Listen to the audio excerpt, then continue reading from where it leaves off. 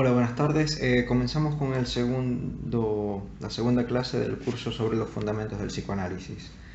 Em, Esta vez, antes de comenzar a leer directamente el texto de Lacan, quiero hacer un comentario porque me parece que Lacan acá está intentando abordar una problemática. Y quiero primero exponer cuál es esa problemática, ese problema con el que él se encuentra, para luego poder ver cómo él lo desarrolla. Es decir, dar el contexto, dar el marco dentro del cual Lacan está haciendo una respuesta, digamos.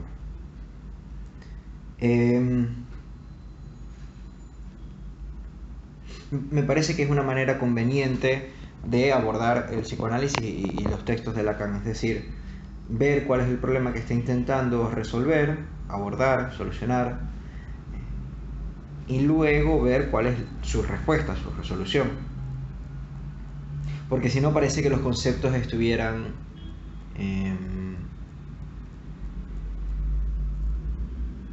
eternizados o agarrados de como cualquier lugar, mientras que creo que justamente se establecen los conceptos como respuestas a las problemáticas del psicoanálisis, es decir, la problemática más que todo de la clínica, aunque obviamente tiene una fuerte impronta también de cierto problema teórico que influye sobre la vida. Me parece que en particular acá, y con el concepto del inconsciente, Lacan está dando una respuesta al problema del ser. Es decir, ¿qué es el ser? Antes, digamos, hace 200 años o un poco más, hace 500 años esto se podía resolver mucho más fácilmente porque estaba la noción de Dios. Con la noción de Dios se da una identificación del ser que hacía que no se diera la pregunta, es decir, ya tenemos una respuesta, no tenemos por qué hacernos la pregunta. Sin embargo, después sucede lo que se denomina como la muerte de Dios. Entonces hay que buscar el ser, es decir, aquello estable, aquello que yo soy, aquello que me identifica, aquello sin lo cual yo no sería yo, aquello que en verdad es indisociable de yo, o sea, que nunca se me pudiera quitar sin que dejara de ser yo. Y se ensayan después de la muerte de Dios otras maneras de conceptualizar el ser, como pueden ser, por ejemplo, la sangre, la familia, la raza, la historia propia, etc.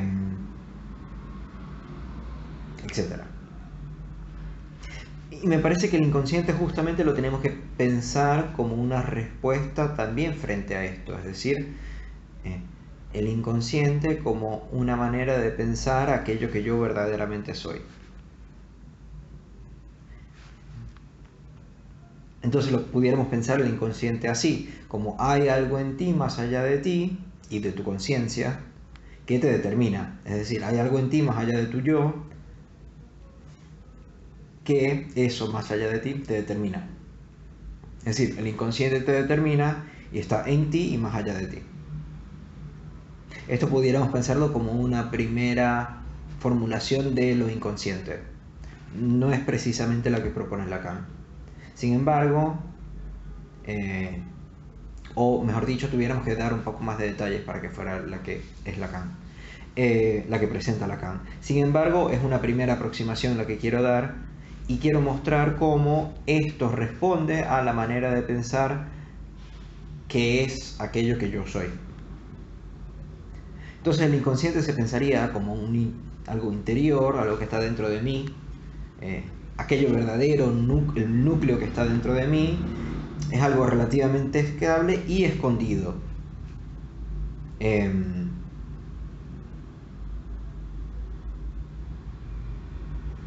Y así justamente también son características que se le había dado a este ser anterior, no precisamente a Dios, pero al individuo, digamos, eh, el ser individual reúne estas características también.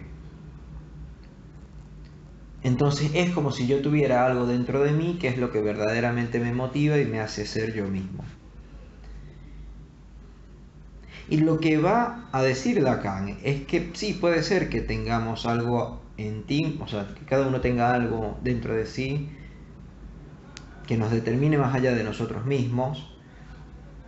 Sin embargo, la genialidad de lo que va a proponer Lacan es que eso está estructurado como un lenguaje. Es decir, son sistemas de elementos distintos de sí mismos. Es decir, que no es la misma palabra. O sea, si yo digo una palabra dos veces, no es la misma al principio que al final.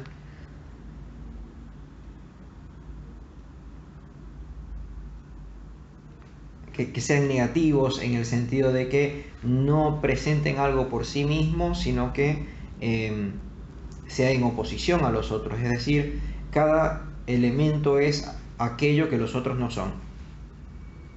Y funcionan por oposición. Es decir, todo lo opuesto a este ser que habíamos dicho anteriormente, que básicamente es lo que es. Acá más bien estamos trabajando con aquello que no es, incluso aquello que es. O sea, yo no soy lo que yo soy. O el significante no es lo que el significante es. Así ven que es una subversión completa a el pensamiento del ser. Y por eso justamente se puede utilizar en el análisis, el significante se puede utilizar en el análisis para abordar el concepto del ser. Es decir, para ver cómo ese paciente que te viene diciendo, es que yo soy una porquería, no es en realidad una porquería, sino que se trata, no digo obviamente en todos los casos, pero se puede tratar de hacer un trabajo sobre eso, de tal manera de que deje de pensarse a sí mismo como una porquería, y en ese sentido deje de ser una porquería. Porque no se trata justamente del ser, no se tratan de cosas que no puedan dejar de ser, sino más bien que puedan ser diferentes. Entonces el significante no se significa a sí mismo como el ser sí se pudiera significar a sí mismo, es decir, aquello es lo que es, como cuando las personas dicen yo me entiendo, porque se supondría que yo tengo conocimiento de cómo yo estoy queriendo expresar las cosas. Pero puede pasar muchas veces que cuando expresemos algo, más bien la respuesta de la otra persona nos da cuenta de que originalmente era otra cosa la que queríamos decir. Y ahí justamente es donde hay que ir a buscar el inconsciente, donde hay un desfasaje entre lo que yo pretendo decir y lo que efectivamente digo. Y en ese desfasaje se puede encontrar una verdad que dice más de mí, o dice más en general, que lo que yo había querido decir originalmente.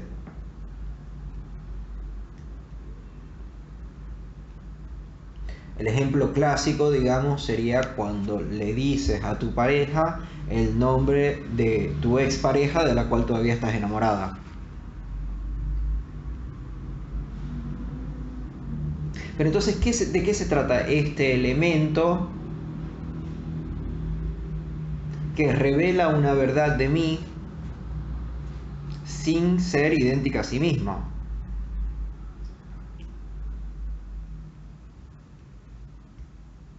¿Cuál es el sujeto entonces? ¿Qué es lo que ahí está queriendo decir? Por eso Lacan toma esta definición canónica del sujeto como el significante es lo que, definición del significante, como el significante es lo que representa un sujeto para otro significante. Es decir, que en el juego de los significantes es que se da la representación del sujeto. No es que un sujeto está a priori, como un individuo, que viene y habla significantes, sino que más bien es a partir de la combinatoria de los significantes que podemos llegar a un sujeto. De nuevo, lo que quiero plantear ahora, si bien es un poco complicado esto, quiero plantear un poco en qué o cómo, en qué problemáticas está sumergido Lacan cuando está haciendo esta presentación del significante y del inconsciente estructurado como un lenguaje. Es que justamente no se trata de un ser que yo tuviera dentro de mí, es decir, no es eso el inconsciente, sino que se trata de algo más bien que está en el juego lingüístico mismo.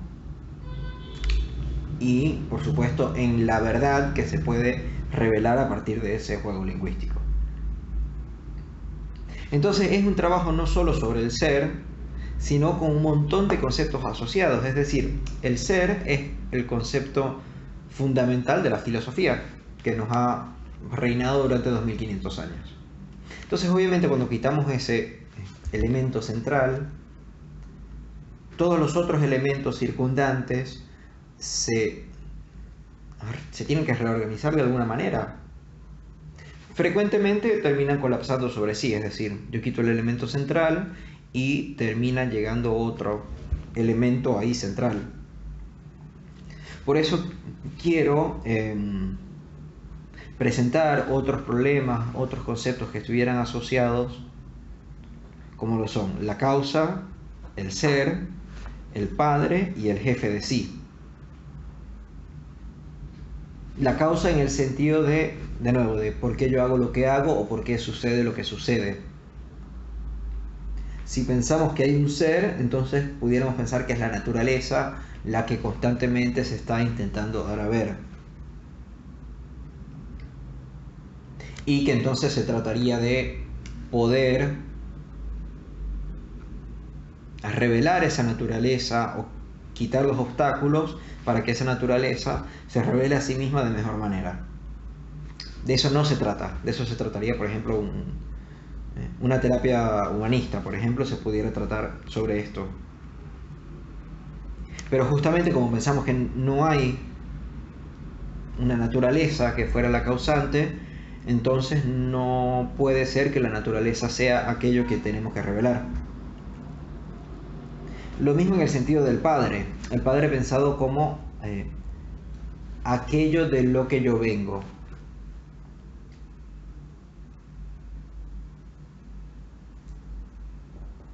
Por eso se pone en duda todo el problema del padre,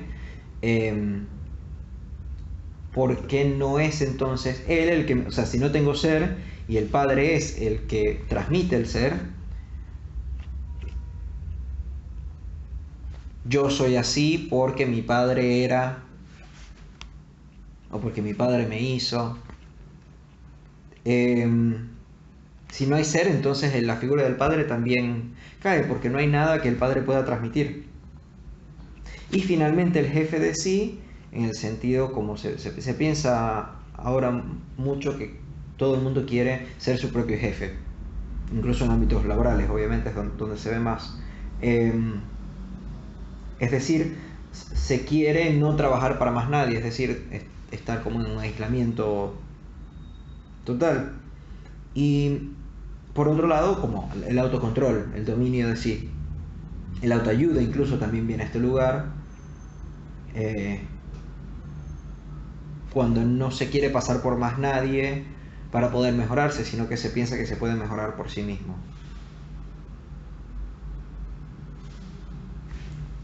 Pero entonces, como estaba diciendo, el problema con quitar estos conceptos es que si no ubicamos algo ahí, es decir, si nada más lo quitamos y no lo llenamos con algo más, entonces los conceptos se vuelven a ordenar de tal manera de que volvamos a estar ahí. Es decir, es un poco como estar en una corriente de un río, que si uno nada a contracorriente puede lograr no sucumbir bajo los efectos de la corriente de ese río. Sin embargo,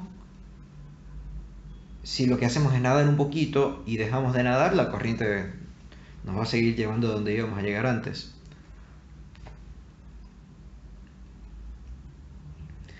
Y acá es donde, bueno, de esto obviamente no vamos a llegar hoy, pero quiero que lo podamos ir pensando. Me parece que al final de esta clase, la clase del seminario de Lacan, sí se va revelando un poco que de eso se trata. Pero lo que quiero comentar es que en ese lugar donde estaba el ser, tenemos que poder poner un vacío hecho objeto.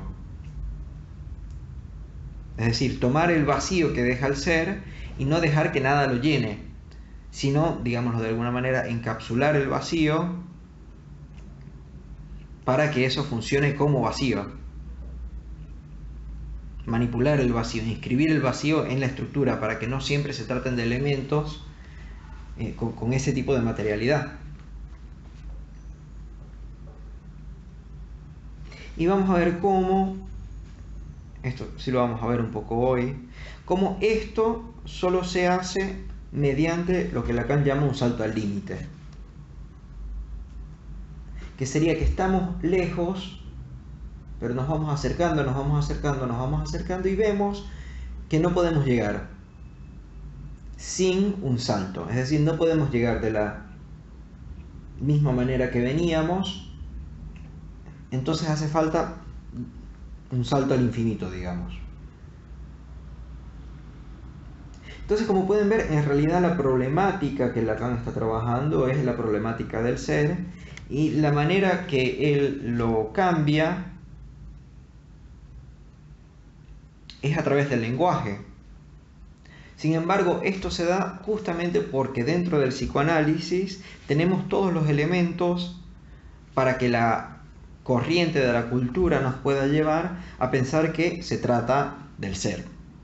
Es decir, que no se trata de las palabras, sino que se trata del cuerpo, del organismo, de aquello que yo verdaderamente soy, de mi naturaleza, etc.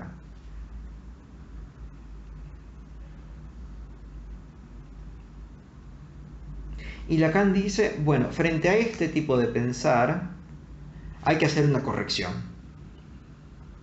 Una corrección que además vamos a ver que Lacan hace durante 10 años.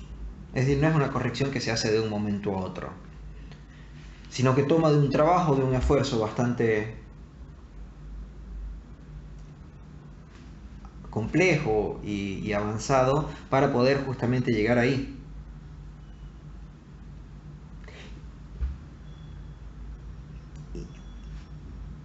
Y diría que justamente nos conviene pensarlo ahora, porque se trata, como es una corriente, es un problema que tenemos ahora también, que es que se trata del goce, donde el habla está relegado a un lugar segundo. Y no entiendo por qué se pensaría que entonces Lacan se esfuerza 10 años para decir no se trata de A, y después, como proponen algunos, que al final de su teoría diga sí es A. Me parece que no se trata de eso y que es una interpretación que vamos a tener, a la cual la vamos a tener que hacer contra. Pero más allá de hacerle contra a esa interpretación, hay que poder pensar que justamente el psicoanálisis se trata de una clínica del habla, y que pensar que no se trata de una clínica del habla produce un efecto iatrogénico, es decir, un efecto donde la cura en realidad lo que busca es empeorar, profundizar la enfermedad. Es decir, si nosotros planteamos que en el psicoanálisis no se trata de la palabra, justamente estamos cediendo a esa corriente cultural que dice que no se trata del habla, y que es justamente la que enferma al neurótico.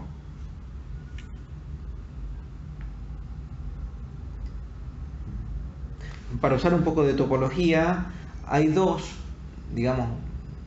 formas topológicas con las cuales se puede pensar el sujeto. Hay una que sería el toro, donde que parece una dona, que la pueden ver ahí,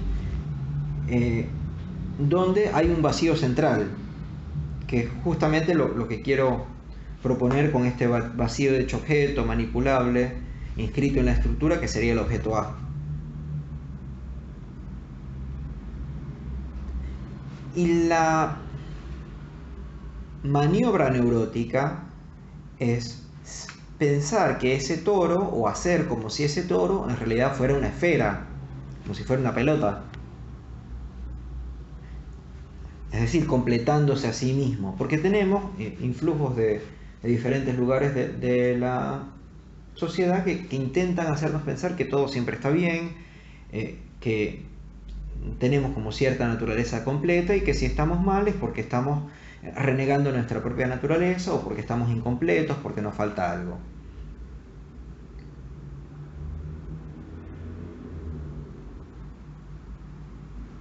Y hay que ver con cuál tipo de modelo nos conviene pensar a la persona. La cultura nos lleva a pensarlo constantemente como una esfera. Sin embargo, Lacan propone pensar la neurosis más bien como un toro, como algo que tiene un vacío central que no se trata de llenar, sino que, por ejemplo, se trata de atravesar o recorrer, o de inscribir ese vacío central, de empezar a utilizarlo de otra manera. Pero para poder hacer eso, justamente hay que criticar aquellas posturas donde ese vacío central se cierra.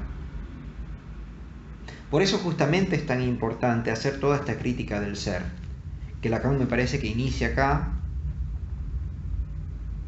con el concepto de inconsciente y más precisamente evitando un desvío posible, que sería el desvío de decir, bueno, el inconsciente es tu naturaleza. Lacan dice, no se trata de que el inconsciente sea tu naturaleza tampoco, porque el inconsciente está estructurado como un lenguaje. Es decir, que se trata del significante, es decir, que se trata de la polisemia, es decir, que no se trata de algo que pudiera ser sí mismo. Justamente el problema es deconstruir el sí mismo. Y la manera que Lacan encuentra para hacer eso es a través de la revalorización de la palabra, que como vamos a ver, ya vamos a entrar en el texto, como vamos a ver, es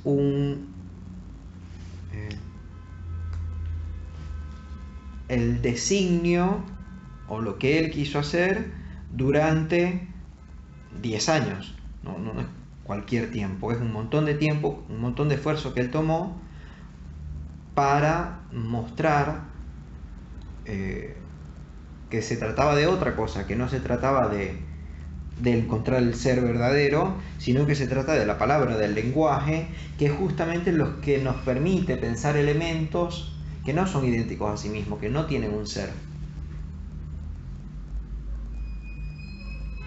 Así que bueno, comencemos con el texto. Hoy vamos a trabajar la clase del 22 de enero de 1964. En realidad, quiero comenzar ya en lo que en P2 está en la página 26. Después del apartado 1, o sea, quiero comenzar con el primer apartado, porque antes tiene un poema que no me interesa tomar en este momento. En realidad está retomando algo del seminario pasado que tiene que ver con el menos phi, con el objeto A, con el objeto mirada, entonces no es eso a lo que me quiero abocar. Sin embargo, sí quiero, digamos, sería lógico, pensable, tendría sentido pensar que con lo que comienza Lacan es con el inconsciente. Es decir, antes habíamos visto cómo él proponía que había 4 conceptos fundamentales para el psicoanálisis. Esos serían inconsciente, repetición, transferencia y pulsión, que es lo que ha tomado la fama del seminario. Es decir, cuando la gente piensa en el seminario 11, en el seminario de 1964, porque habíamos dicho todo el problema de llamarlo el seminario 11, pero o de llamarlo los 4 conceptos, o sea, lo conciben como los 4 conceptos fundamentales. Y de una vez piensan en inconsciente, repetición y transferencia y expulsión. Esto se debe a que Jacques Alain Miller hizo el establecimiento con consentimiento de Lacan, de tal manera que le cambió el título. Es decir, como vimos anteriormente, Lacan le puso el título de los fundamentos del psicoanálisis. Por eso yo también le pongo el título a este seminario de los fundamentos del psicoanálisis. Lacan le pone ese título, sin embargo Miller lo cambia con dos cambios importantes, digamos, que sería fundamentos, conceptos, ¿sí? O sea, es decir, en vez de pensar los fundamentos, piensa los conceptos. Es decir, que hay cierta circunscripción más, porque un concepto siempre se diferencia de otro concepto, mientras que los fundamentos, digamos que son la base, donde puede no haber alguna diferencia entre una y la otra. Es decir, con las condiciones con los fundamentos se hace un poco más de énfasis sobre las condiciones de posibilidad para que emerja el psicoanálisis, que en realidad diría que es sobre todo de lo que se trata este seminario. Mientras que con conceptos, de una vez uno se desliza más hacia una herramienta, es decir, ¿qué del psicoanálisis nos sirve conceptualmente? Y por otro lado, el otro cambio que hay en el título es que lo lleva a 4, cosa que también es un poco problemático, porque pudiera ser que los 4 conceptos fundamentales del psicoanálisis freudiano, digamos, para Lacan, el psicoanálisis freudiano para Lacan en realidad sería inconsciente, repetición, transferencia y pulsión, por lo menos como lo está trabajando acá. Sin embargo, lo que es interesante y la razón por la cual me interesaba decir todo eso es que vemos que en la página 26, después del número 1, Lacan no empieza a hablar del inconsciente. Empieza diciendo: sé que algunos de ustedes se inician en mi enseñanza, lo hacen mediante escritos ya obsoletos.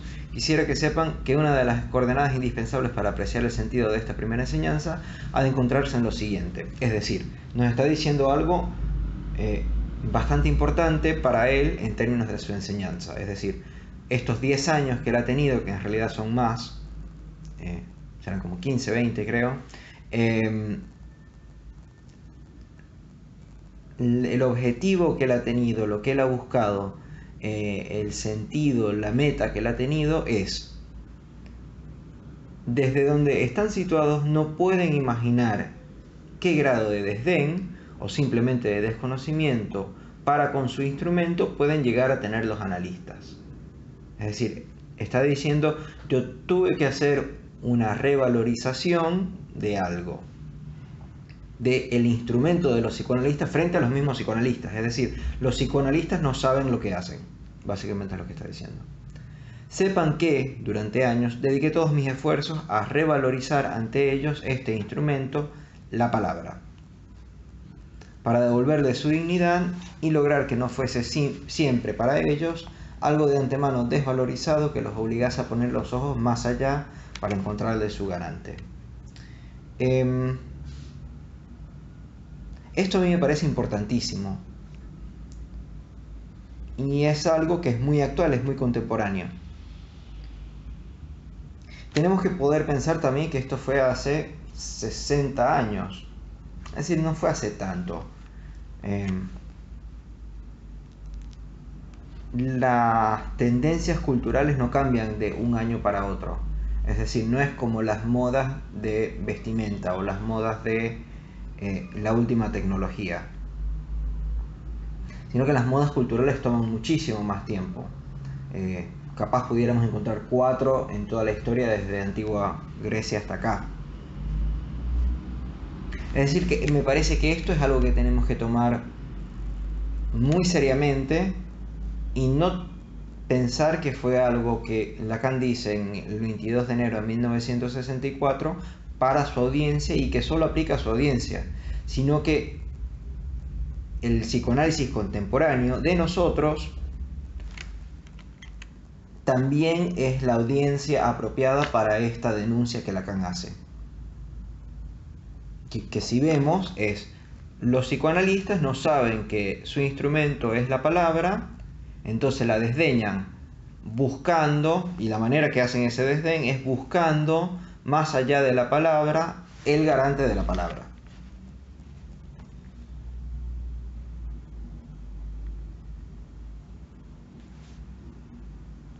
en francés el garante, o lo que aquí se traduce como garante, es répondant. Que répondant tiene parentesco con réponse. Répondant, réponse, que es respuesta. Entonces sería como la persona que da las respuestas. El garante sería la persona que da las respuestas. Lo digo porque me parece algo... Garante suena como un poco como verificador o estable, o justo lo que estábamos contrarrestando la otra vez, como si fuera algo del orden del ser, o de lo único, de lo estable, de lo eterno. Sin embargo, acá lo que se puede leer, o otra manera de leerlo, sería la persona que da la respuesta. Es decir, se busca más allá de la palabra a la persona, por ejemplo,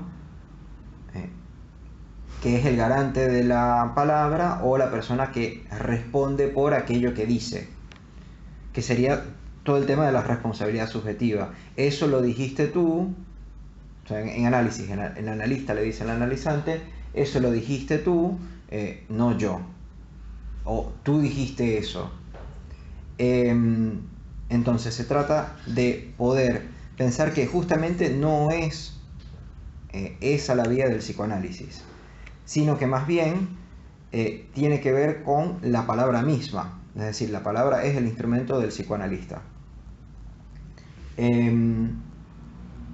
Entonces, por eso justamente, digamos, la síntesis de esta clase, o lo que quiero verdaderamente proponer en esta clase, es la revalorización de la palabra, para poder pensar el psicoanálisis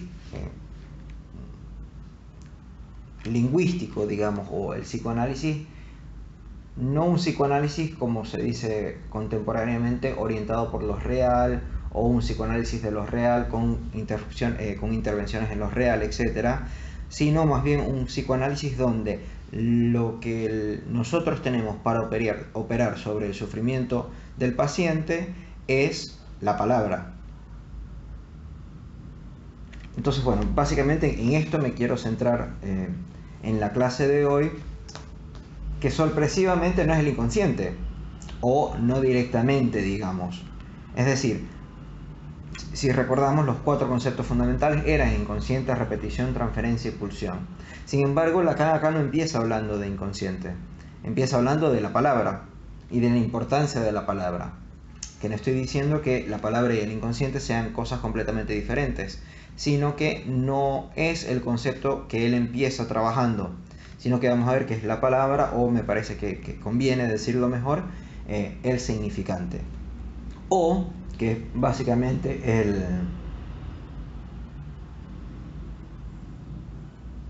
el trabajo más fino o más detallado que vamos a hacer hoy, que tiene que ver con la diferencia entre palabra y significante, o, por decirlo de alguna manera, qué es un significante, para poder diferenciarlo de las concepciones capaz ingenuas que podamos tener sobre la palabra. Es decir, no es lo mismo un significante que una palabra. Comúnmente se dice que, bueno, que el significante puede ser una palabra o más, pero no es precisamente eso. Ahora quiero llegar a esto de otra manera, pero lo que quiero es que podamos pensar que no se trata únicamente de la palabra, sino que se trata de otra cosa, que acá lo estamos diciendo como la palabra, pero no se trata de, por ejemplo, la, o este, o instrumento, o princesa, o filósofo, o especial, etc.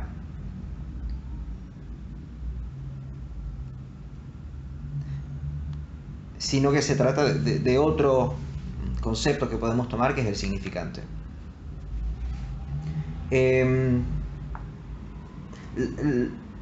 Quiero enfatizar esto un poco más, que Lacan lo que busca con la revalorización de la palabra es, digamos, un efecto propedéutico. O sea, una enseñanza preparatoria para poder estudiar el psicoanálisis. Es decir, para poder entrar en el terreno del psicoanálisis necesitamos la condición para poder entrar es trabajar con la palabra.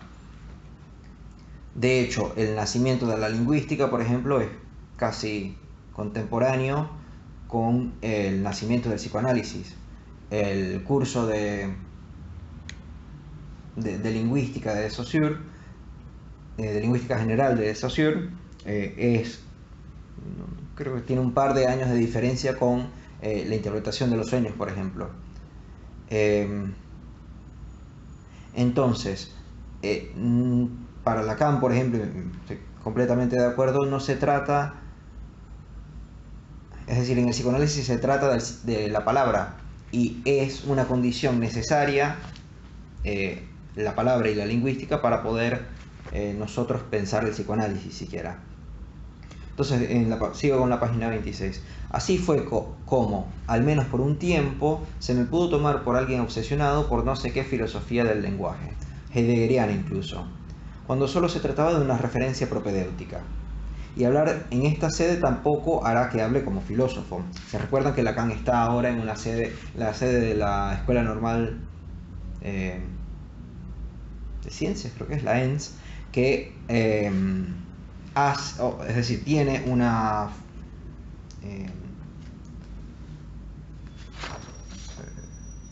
importante audiencia filosófica, especialmente los seguidores de Althusser lo habían seguido allá, incluyendo Miller, y entonces lo que él está diciendo es, no porque Escuela Normal Superiores, no porque yo esté ahora en una audiencia con una audiencia filosófica, voy a hablar como filósofo.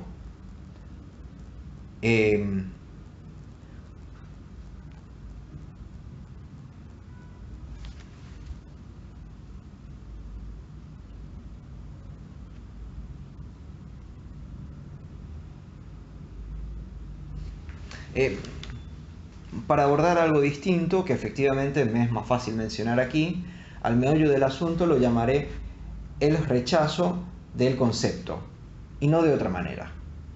Por ello, como lo anuncié al final de mi primer curso, intentaré hoy introducirlos a los conceptos freudianos principales. Aislé los 4 que cumplen estrictamente esta función.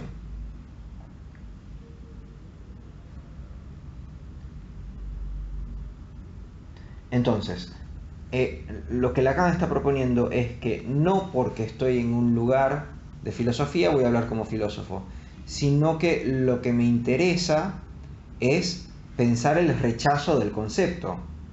Es decir, acá estamos viendo que hay como dos columnas que se están abriendo. Una del lado del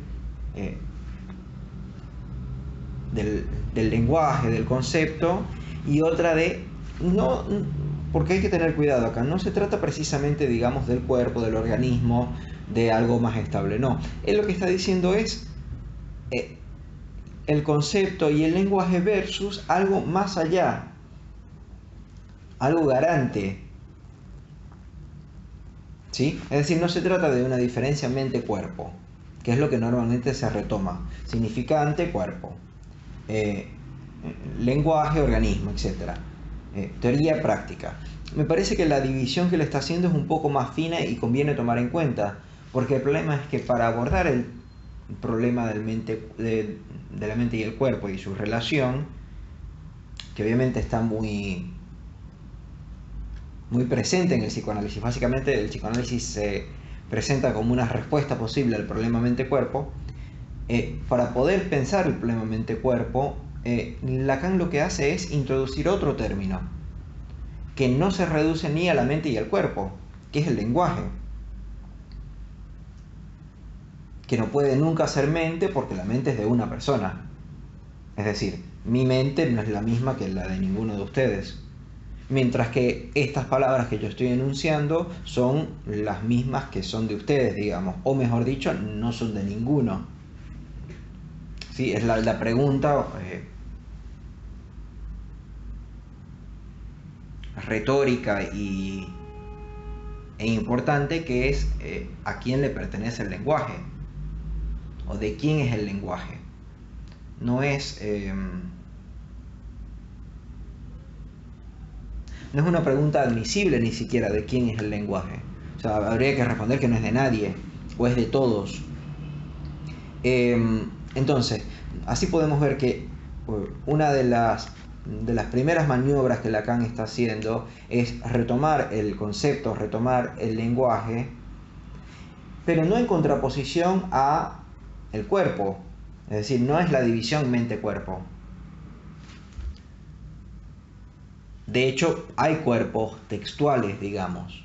Por ejemplo, Mauro Vallejo hace un trabajo donde él propone el niño del primer Freud como un ente textual.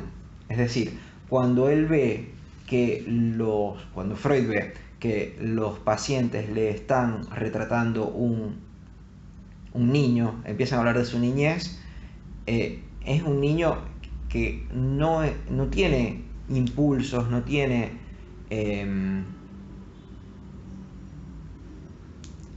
motivaciones, no tiene un cuerpo ni siquiera más allá del recuerdo de aquello que están hablando en ese momento los pacientes. Les voy a enviar eso, porque me parece algo muy interesante para poder pensar cómo las teorías, los lenguajes, las palabras, etcétera, no tienen que ver ni con la mente ni con el cuerpo, pero justamente se pueden utilizar para armar tanto mente como cuerpo. Es decir, yo puedo decir aquello que yo pienso, lo pienso porque viene de mí, y entonces se piensa como una mente. O yo puedo pensar que tengo una obra, un corpus, ¿sí?, textual. Es decir, hay un cuerpo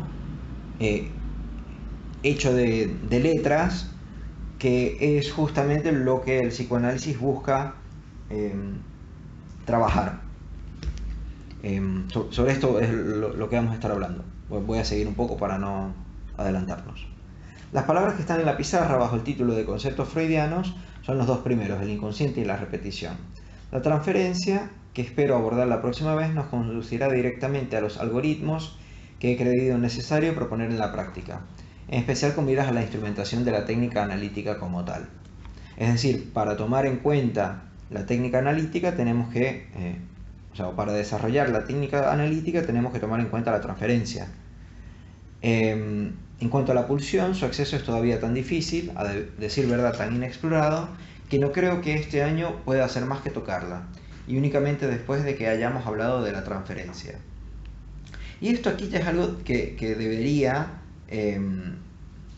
digamos, pararle las orejas, o en lo que se deberían un poco escandalizar, porque ¿cómo es que la pulsión está tan inexplorada? Cuando, por ejemplo, Freud tiene un montón de trabajos justamente sobre la pulsión. Y eso hablando de Freud, pero que sabemos que Lacan lo tomaba en cuenta como psicoanalista, pero hay muchísimos psicoanalistas que ya para 1964 habían trabajado, si recuerdo bien, Tres ensayos sale en el 1905, creo que es, 1903,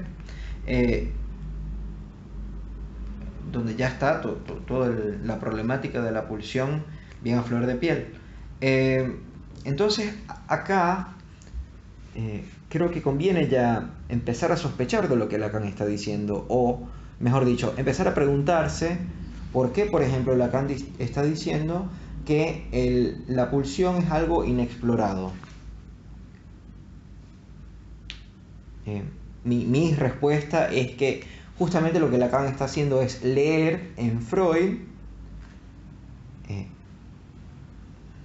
leer a Freud a partir del significante, no hacerlo, no poniendo los ojos más allá para encontrarle su garante, sino justamente leyéndolo como diferentes funciones, como diferentes conceptos, y viendo cómo esos conceptos entran en relación uno con el otro.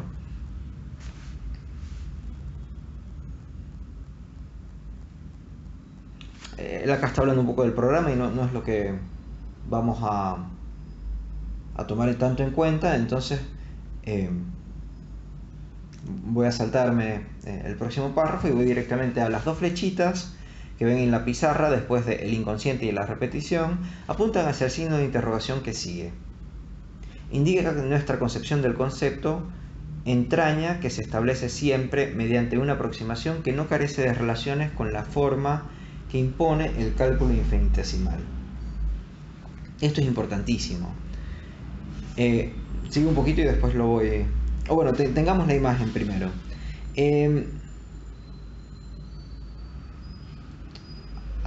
Hay curvas en realidad que pueden representar funciones en matemática, donde la curva siempre se va acercando cada vez más a un cierto punto o una cierta línea. Entonces, por ejemplo, podemos tener un gráfico donde la curva siempre vaya acercándose al cero. A eso lo llamamos una asíntota. Acá no dice, creo. Sí, claro, creo que no lo dice decididamente, pero me parece que es la mejor manera que tenemos para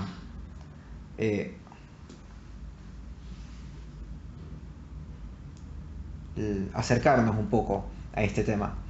Entonces, nunca llega, pero sabemos que tiende a el cero, ¿sí? Es decir, esa curva descendiente que ustedes pueden ver ahí, no se trata de, o sea, nunca llega al cero, nunca corta con el eje horizontal. Sin embargo, tiende al cero y se pudiera proponer que en el infinito llega al cero. Es decir, como sabemos que cada vez se va acercando más, si ponemos un punto en el infinito, es decir, si llegamos al infinito, entonces la curva ahí se corta sobre cero, o sea, se corta con cero. Entonces, la curva efectivamente corta con el eje horizontal, corta con el cero, no. Sin embargo, como se va acercando cada vez más, podemos decir que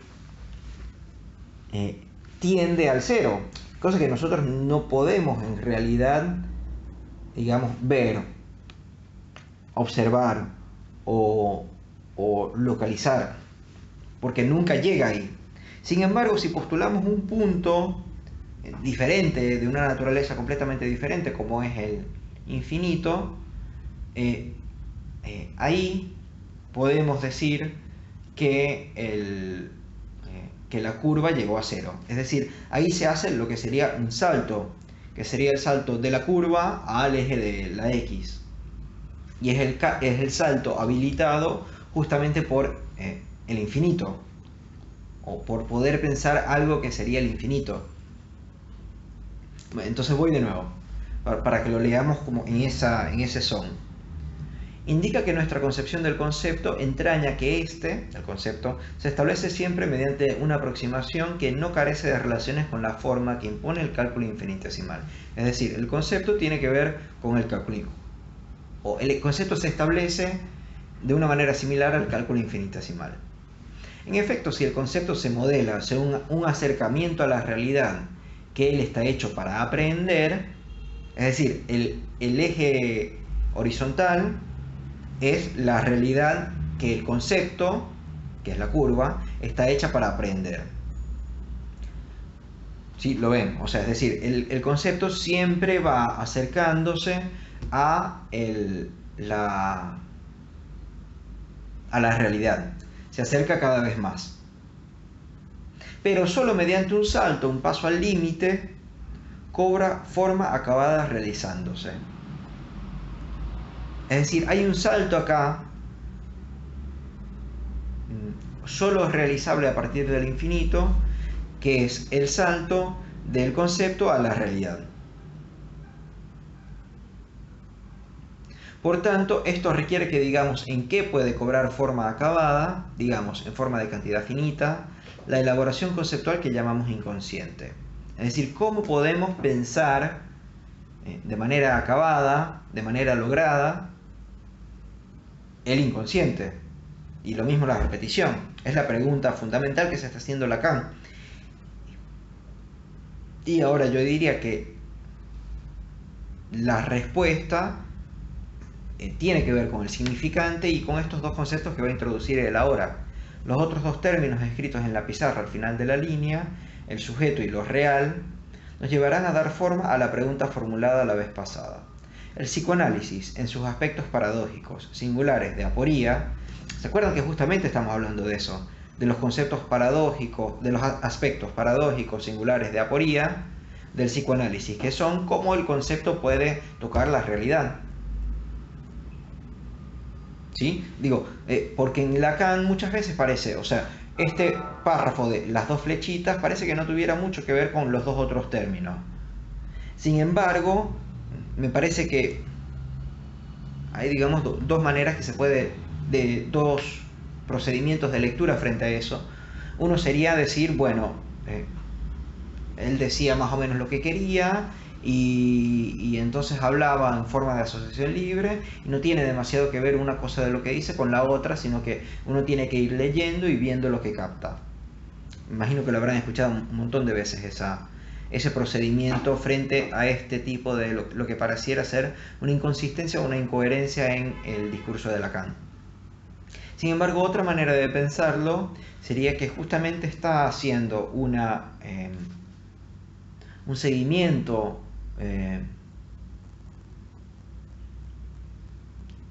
es como si se encontrara con un problema y para resolverlo, como ve que no puede seguir así porque hay un impasse, se cerró la calle de esta manera, viene y se acerca de otro lado y da la respuesta de otra manera. Acá estamos hablando de esto requiere que digamos en qué puede cobrar forma acabada, digamos en forma de cantidad finita, la elaboración conceptual que llamamos inconsciente. Lo mismo vale para la repetición, es decir, está presentando un problema que es el problema de cómo los conceptos se acercan a la realidad o cómo los conceptos aprehenden la realidad. Y ahora está planteando dos otros términos que me parece que nos pueden ayudar a pensar esto, que son los términos del sujeto y lo real. El psicoanálisis en sus aspectos paradójicos, singulares de aporía, puede ser considerado por nosotros como algo que constituye una ciencia, una esperanza de ciencia. Tomaré en primer lugar el concepto de inconsciente. Es decir, vamos a ver cómo el inconsciente puede ser considerado por nosotros algo que constituye una ciencia. Es decir, puede ser un concepto que nos ayuda a aprehender la realidad, especialmente si lo pensamos en combinación con las formulaciones lacanianas del sujeto y lo real. Que el sujeto lo pudiéramos pensar como aquello que efectivamente está respondiendo al lenguaje, pero no es una respuesta que viene de una persona o de un organismo, sino que está en la combinación misma del lenguaje. En ese sentido lo podemos pensar como el asunto o el tema, que es una acepción de sujeto tanto en castellano, lo pueden buscar en la diccionario de la Real Academia Española, como en el francés. Tiene que ver con un tema, asunto, digamos, aquello de lo que se habla. Y después está lo real, que me parece que conviene pensarlo como inconsciente. Perdón, como imposible. Es decir, pensarlo como aquello justamente donde las asociaciones o los seguimientos fallan. Pero no fallan necesariamente porque se encuentran con algo duro, sino porque se encuentran con algo imposible, por ejemplo, de decir. Esto lo vamos a seguir afinando.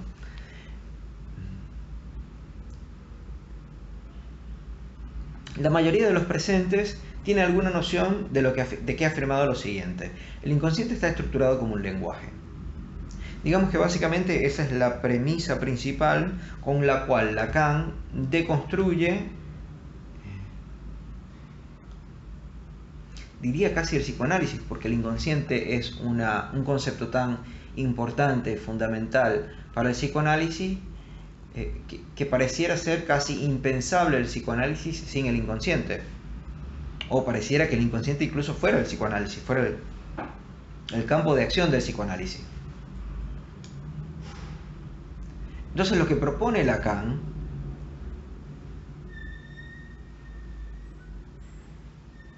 que es una maniobra además muy compleja, pero a la vez un poco de mala fe, digamos, o de mala fe hacia lo que Freud propuso y de buena fe hacia Freud, digamos. Es decir, sostiene a Freud, pero lo sostiene cambiándole casi todo lo que escribió. Porque en Freud el inconsciente no está estructurado como un lenguaje.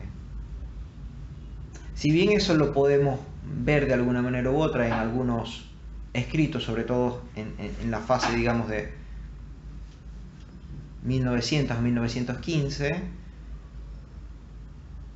después el inconsciente pasa a ser algo mucho más relacionado con lo biológico, con los acontecimientos efectivamente acaecidos, incluso en el origen de la naturaleza, digamos, de la naturaleza humana. Y nunca Freud dice que el inconsciente está estructurado como un lenguaje. Eso más bien es lo que introduce Lacan, pero no es simplemente una continuación o una manera de decir mejor aquello que dijo Freud, sino que completamente subvierte este pensamiento de que el inconsciente es algo oscuro, de lo cual se pueden sacar cosas, y lo plantea más bien como un sistema de oposiciones.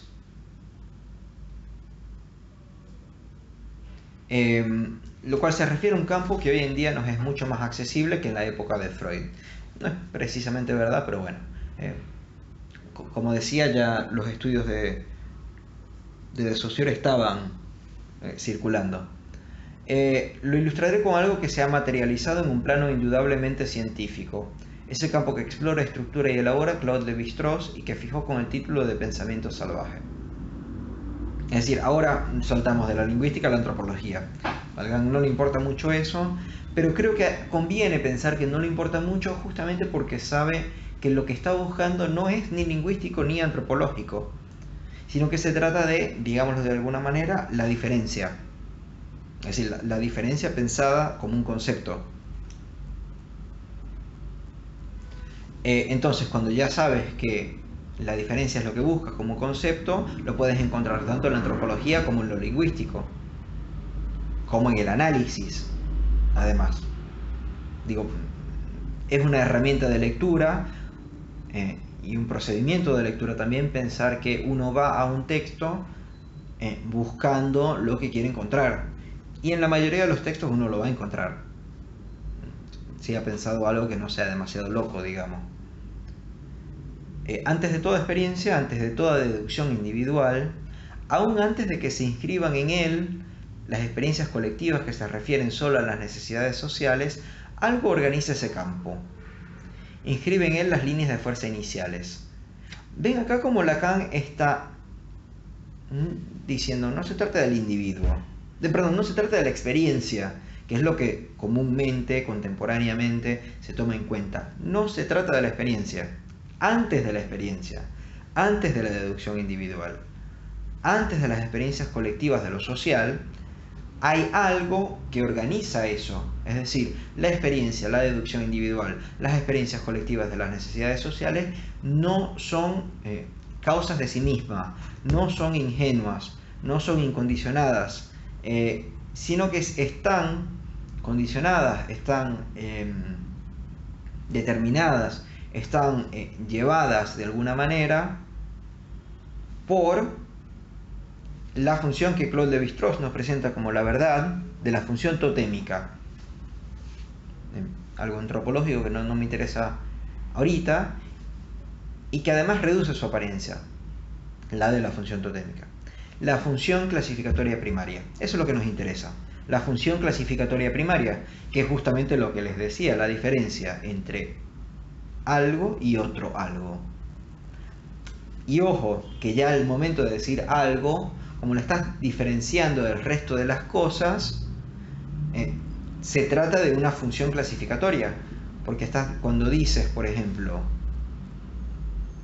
libro o dedo, estás diferenciando todo esto del resto del aire, ¿sí? Y del resto de la mano incluso. Porque lo que quiero decir es que no se trata de un dedo y otro dedo, y que ahí estuviera la función clasificatoria. No se trata de un dedo y otro dedo, sino que ya en el momento de decir dedo, estás haciendo una diferencia de clasificación. Aún antes de establecer relaciones que sean propiamente humanas, ya se determinan ciertas relaciones. Ojo, se las toma de todo lo que la naturaleza ofrece como soportes, y estos soportes se disponen en temas de oposición. La naturaleza proporciona significantes, para llamarlo por su nombre. Ven que antes decía palabra, función clasificatoria primaria, concepto. Ahora dice, quiero llamar eso por su nombre. O sea, yo he estado hablando de algo y ahora quiero darle el nombre. Ese nombre es significante.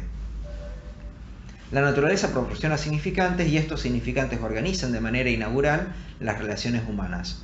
Dan las estructuras de estas relaciones y las modelan. Entonces ven que no se trata de algo de la naturaleza humana, digamos.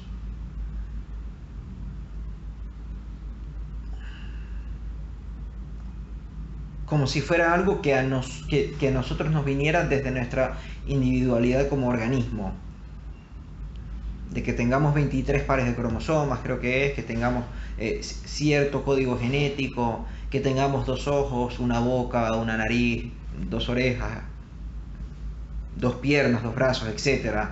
Un ombligo. No se trata de eso, sino que la naturaleza ya proporciona significantes que organizan antes incluso de nuestra experiencia y de nuestra individualidad y de nuestras relaciones sociales. Ya los significantes dan las estructuras de las relaciones sociales posibles, de las experiencias posibles, de la deducción individual posible. Entonces ven cómo la revalorización de la palabra en Lacan tiene que ver justamente con poner al inicio justamente la función del significante. Que, de nuevo, por lo menos ahora, después voy a hacer un desarrollo un poco más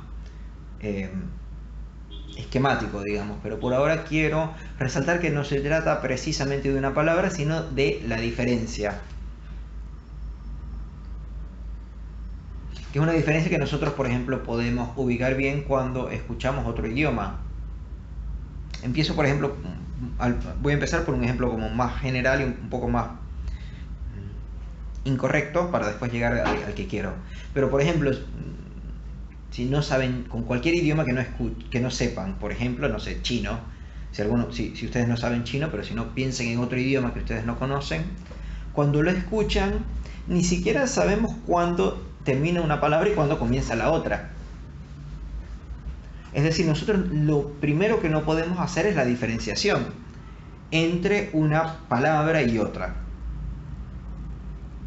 Eso sería como un primer nivel de diferencia. Pero después habría otro nivel de diferencia que me parece un poco más sutil y un poco más interesante, que es la diferencia semántica, es decir, de significado, de sentido, que hay a partir de diferencias mínimas. Es decir, la diferencia mínima entre una unidad de sentido y otra. De significado en realidad sería. Entonces, por ejemplo, para alguien que no tenga la diferencia entre R y R, pero y perro es lo mismo en castellano. Es decir, si nosotros no sabemos escuchar esa diferencia, como tampoco sabíamos escuchar la diferencia entre las diferentes palabras en chino, por ejemplo, una persona que no sepa escuchar esa diferencia tampoco puede escuchar la diferencia en pronunciación, tampoco puede escuchar la diferencia en sentido entre esos dos, a menos que tenga el contexto. Bueno, pero lo que quiero decir es que hay una importancia de la unidad, de la diferencia de sentido, de significado, en realidad no sentido, de significado, que viene a partir de una diferencia mínima, que además no es la diferencia entre R y R en el sentido de cómo se pronuncian. Porque, por ejemplo, no sé, tomando la palabra respuesta y respuesta, si bien no se va a hacer una diferencia de significado, pueden decir, bueno, el segundo que lo dijo, respuesta, solo no sabe pronunciar bien la palabra. No hay una diferencia en significado entre respuesta y respuesta, porque no es una palabra existente, respuesta. O problema y problema. No es una diferencia que nosotros hagamos semántica. Entonces no se trata precisamente del R y el R, sino que se trata de cosas más bien del idioma. La diferencia, una diferencia un poco más jocosa entre beach y bitch. Para nosotros no es una diferencia I y E. Lo podemos escuchar esa diferencia, no se trata de que no la escuchemos, sino que para nosotros no tiene sentido esa diferencia. No nos quiere decir nada esa diferencia en español. Pero en inglés es la diferencia entre playa y pudiera ser tanto perra en el sentido de canina, femenina, como digamos mujerzuela. Entonces hay una diferencia grande. Y hacia ahí justamente tenemos que enfocar, ese es digamos nuestro objetivo, poder pensar el significante como la diferencia en ese sentido, una diferencia que no tiene nada que ver ni con el sonido, que sería la diferencia entre R y R, la diferencia fonética,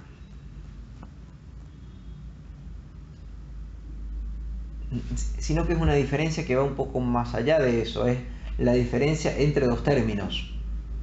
Es decir, no son los dos términos en sí mismos, sino es la diferencia entre ellos.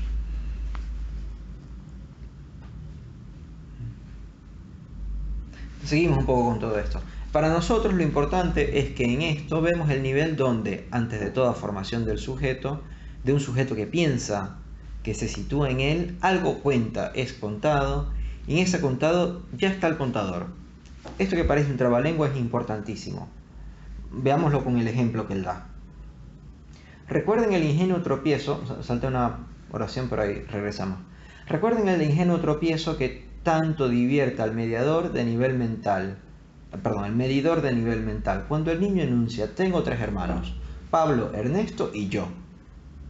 Pero si es lo más natural, primero se cuentan los 3 hermanos, porque hay 3 hermanos, Pablo, Ernesto y Félix, por ejemplo. Esos son los 3 hermanos. Primero se cuentan los 3 hermanos. Y luego estoy yo en el nivel en que se afirma que tengo que reflejar el primer yo, o sea, yo que cuento. En español no está muy bien traducido esto.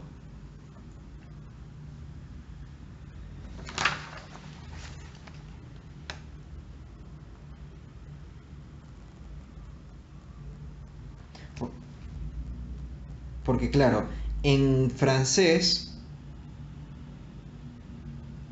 es diferente. En francés es como si dijéramos, yo tengo 3 hermanos, Pablo, Ernesto y yo. Ven que hay 2 yos diferentes. Yo tengo 3 hermanos, Pablo, Ernesto y yo. Son 2. Hay 2 yos diferentes. Y en francés es j'ai 3 frères, Paul, Ernest et moi. Qu'est-ce que tu penses de ça? En francés de hecho está un poco diferente. No es lo que plantea acá. Recuerdo bien. ¿Quién hizo esta traducción?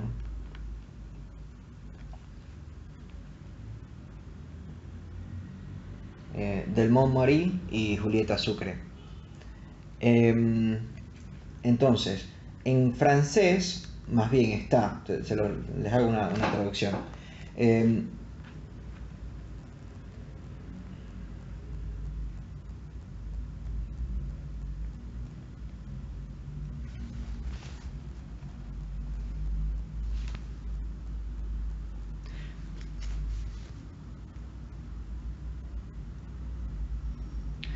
Digamos que el tropiezo naif, ingenuo, donde el que mide el nivel mental, y acá incluso la versión en francés hace una referencia a Piaget, que es el que estaba midiendo el nivel mental de esa manera en ese momento, por ejemplo, el lenguaje y el pensamiento en el infante, o en Clases, Relaciones y Nombres, por ejemplo, son dos libros de él.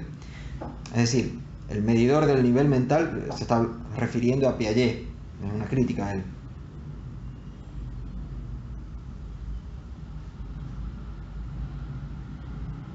Entonces, donde el medidor del nivel mental se divierte en medir o encontrar al pequeño hombre, al niño, cuando él propone la pregunta. Es decir, más bien está diciendo acá que es el medidor mental el que hace la pregunta, y el medidor mental dice: yo tengo 3 hermanos, Paul, Ernesto y yo.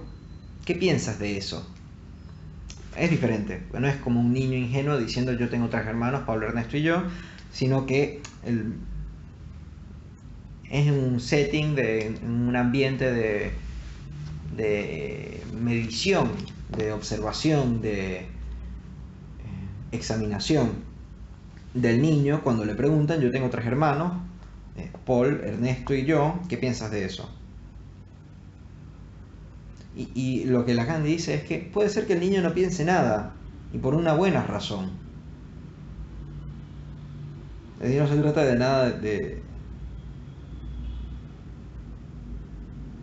que el niño justamente es el que se esté equivocando, sino que es el entrevistador o el medidor el que hace esa afirmación: yo tengo 3 hermanos, Paul, Ernesto y yo, ¿qué piensas de eso? Y el niño te dice: mira, no pienso nada, porque eso es lo más natural, son 3 hermanos, Paul, Ernesto y tú son 3 hermanos. Ahora, que tú solo tengas 2 hermanos es otra cosa.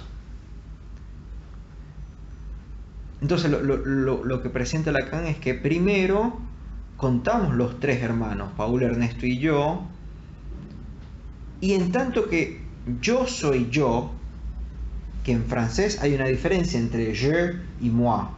Los dos en castellano se traducen como yo, pero fíjense que dice j'ai 3 frères, yo tengo 3 hermanos. Ahí cuando tú estás enunciando como sujeto, dices je, y después moi es un poco más como si fueras el objeto yo.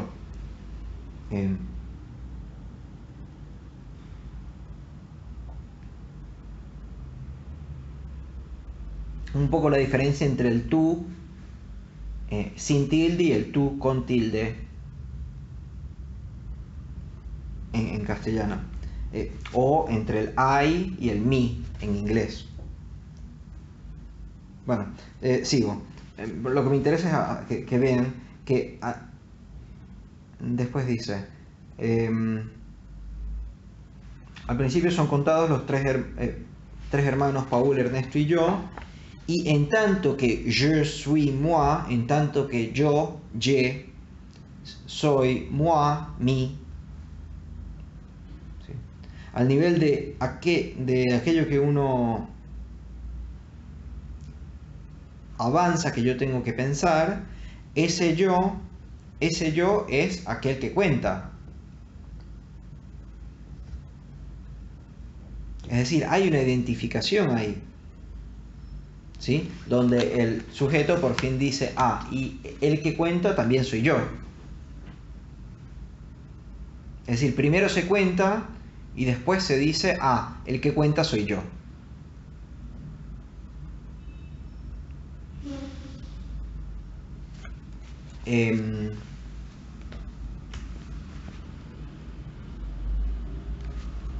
Acá es que me parece que conviene empezar a pensar un poco el tema del sujeto. En el sentido de que no necesariamente incluso tiene que ser alguien, porque vamos de nuevo, para nosotros lo importante es que en esto vemos el nivel donde antes de toda formación del sujeto, de un sujeto que piensa que se sitúa en él, algo cuenta, es contado, y en ese contado ya está el contador. Es decir, en el lenguaje ya las cosas cuentan, están contadas. Y luego la persona se apropia de eso de alguna manera u otra, pero en realidad es apropiarse de sí mismo. Es decir, Paul, Ernesto, yo soy yo. Pero primero estuvo este contar, que además de 1, 2, 3 me parece que conviene también pensarlo como contar un cuento, contar lo que a uno le pasa, es decir, en el análisis. Es decir, primero hay un texto y luego a partir de ese texto yo me reconozco como perteneciente y actor de ese texto. En nuestros días, en este momento histórico de la formación de una ciencia que podemos calificar de humana, pero que es preciso distinguir muy bien de toda psicosociología, a saber, la lingüística, cuyo modelo es el juego combinatorio que opera espontáneamente, es decir, de nuevo, es una combinatoria espontánea del lenguaje. Es decir, que el lenguaje está, digamos, ahí pululando, mezclándose, haciendo las combinaciones diferentes. Juego combinatorio que opera espontáneamente. Es decir, las diferentes combinaciones se realizan sin nosotros tener que actuar sobre eso.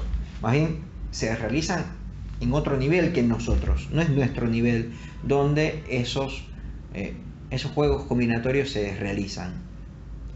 Por sí solo, de manera presubjetiva, está la estructura. Esta estructura le da su estatus al inconsciente.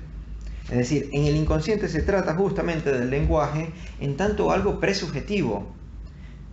¿Ven? O sea, el inconsciente no se trata de algo que está dentro de una persona. El inconsciente estructurado como un lenguaje justamente realza el hecho de que no se trate de algo que está en un individuo, sino que se trata de algo que está más allá del individuo, que actúa y luego él se posiciona ahí. Pero el inconsciente no necesita del individuo, digamos.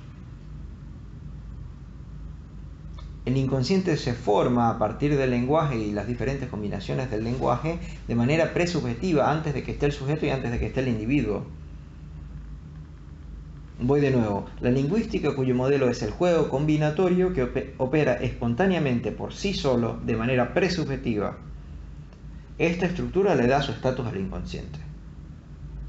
En todo caso, ella nos asegura que el término inconsciente encierra algo calificable, accesible y objetivable.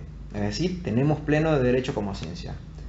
Pero, cuando incito a los psicoanalistas a no ignorar este terreno, el de la lingüística que llevaría al psicoanálisis a ser ciencia, que les brinda un apoyo sólido para su elaboración, ¿significa esto que pienso tener así los conceptos introducidos históricamente por Freud bajo el término de inconsciente? Es decir, ¿es lo mismo lo que yo estoy diciendo lo que dijo Freud? Pues no lo pienso. El inconsciente freudiano, concepto freudiano, es otra cosa que hoy quisiera hacerles ver. Es decir, tengo una diferencia muy grande con lo que plantea Freud.